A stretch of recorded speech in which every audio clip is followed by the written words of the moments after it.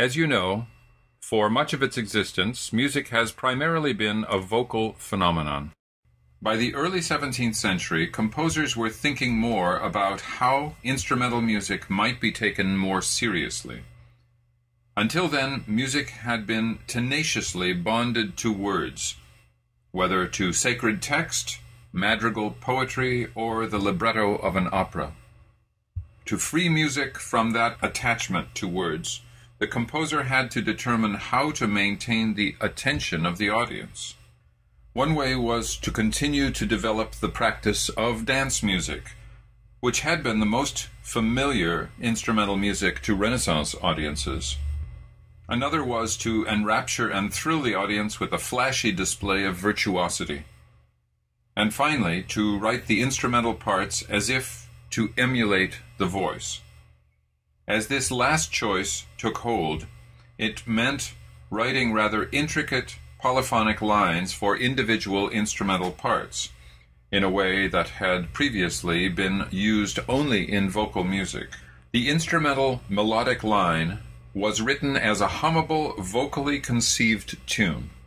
To quote Joseph Kerman, "The Renaissance Mass and motet led ultimately to the fugue, one of the most characteristic and important forms of Baroque music." First, we will briefly cross the Channel to France, where Louis XIV was holding court. We're actually jumping back in history to 1686, only 3 years before Dido and Aeneas. Louis's principal composer was Jean-Baptiste Lully, or maybe I should call him by his given name, Giovanni Battista di Lully, because he was Italian-born. He was a very ambitious musician who came up through the ranks, first as dance master, eventually finding his way to Paris and becoming exclusive court composer to Louis XIV. He is said to have been unscrupulous in his clawing his way to the top, some say going so far as to commit murder. He was dance master and stage director, as well as conductor of the operas and ballets that he composed for court performances. With his reputation on the line, Lully was a taskmaster, a tyrant of a conductor, as he developed a standardized, assembled orchestra for the first time. His orchestra consisted of the strings in 4 sections, 2 violin sections, first and second. We're not going to listen to his operas, which still get some playtime today, but only to an overture. An overture is a movement that introduces a larger work, often an opera or ballet. It serves to quiet down the audience, preparing them for what's to come. In the case of the operas performed at Versailles in the French court, it also served as music to accompany the entrance of the king into the theater. In the 17th century, the overture was sometimes called a sinfonia, and indeed the overture, or sinfonia, would later be the basis for the form that would develop in the second half of the 18th century called the symphony. Although Lully was an important composer, for our purposes, his most important contribution was the invention of a new instrumental form, what has come to be known as the French overture. The reason the French overture is important is because composers continued to use the form well into the next century. The French overture has 3 distinctive parts, basically in a ternary form, with the return of the A section in a much shorter version, bringing the overture to its conclusion. The first section of the French overture is usually in a slow, stately duple meter, homophonic in texture, with a characteristic dotted rhythm, referring in notation to dotted quarter or eighth notes paired with eighth or 16th notes that might resemble this sort of rhythmic figure. Ba-dum, ba-dum, ba-da-dum, ba-dum. This first section, or possibly its return at the end of the overture, was intended to accompany the entrance of the king into the theater, suitably pompous and stately. The second section, the B section, was more lively and in triple meter, more polyphonic in texture, the musical lines in imitation of each other. A return of the A section is usually much shorter than the original A, and it grinds down to a ceremonial conclusion. Let's now hear the Overture to Armide, again by Jean-Baptiste Lully.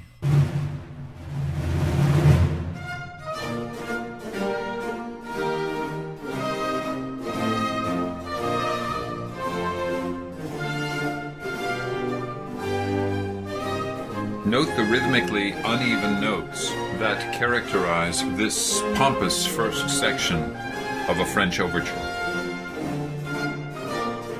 Bam, ba-dam, ba-dam, ba-dam, ba-dam, ba-dam.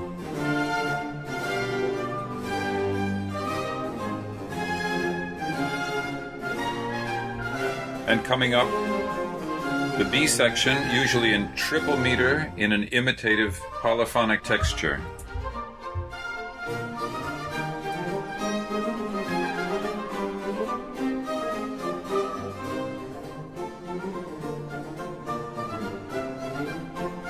And finally, coming up, note when it does change back to the dotted rhythm of the A section.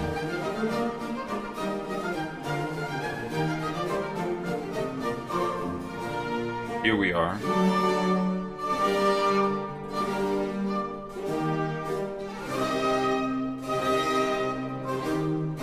To listen to how it comes to a ceremonial conclusion.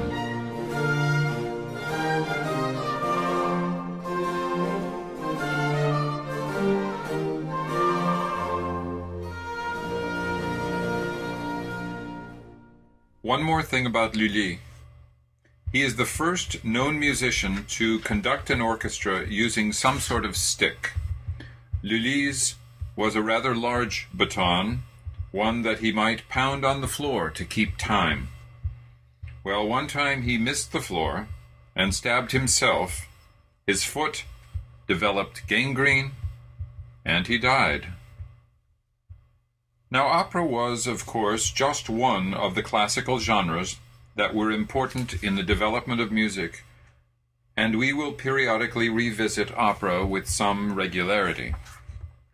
There had been, since the time of the late Renaissance, an interest in music for solo instrument, such as harpsichord, lute, guitar, and violin. It was with the development of opera and its predecessors that some semblance of a modern orchestra was developed. In the 17th century, new genres of purely instrumental music were developed.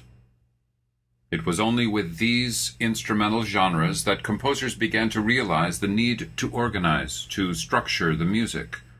Until now, the predominant musical forms were vocal and were structured according to the text. But without words, composers had to impose a structure on the music, and thus began the invention of forms that would provide a structure to instrumental music. One genre was the solo sonata, another the trio sonata, both eventually developing into what would be called the dance suite. We will be looking at the dance suite in the next few lectures, but we are going to look at a sonata.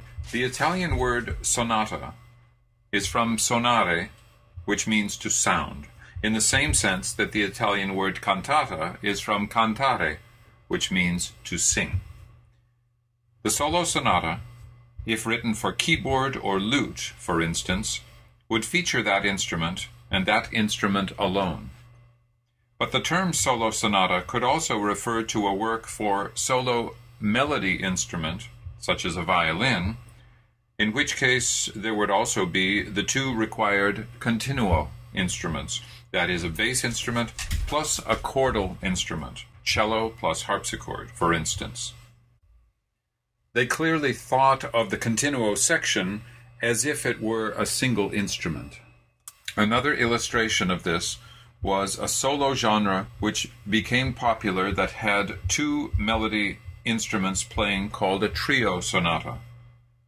but because of the addition of the two mandatory continuo instruments, it actually required 4 players, even though it was called a trio sonata.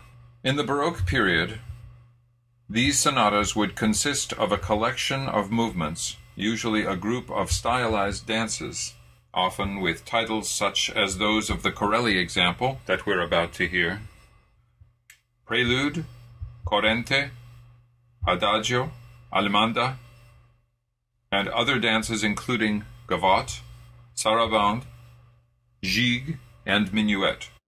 As I said, this genre would later develop into what would be called the dance suite. Let's hear this Corelli trio sonata. The first movement is entitled Prelude, which simply means introduction.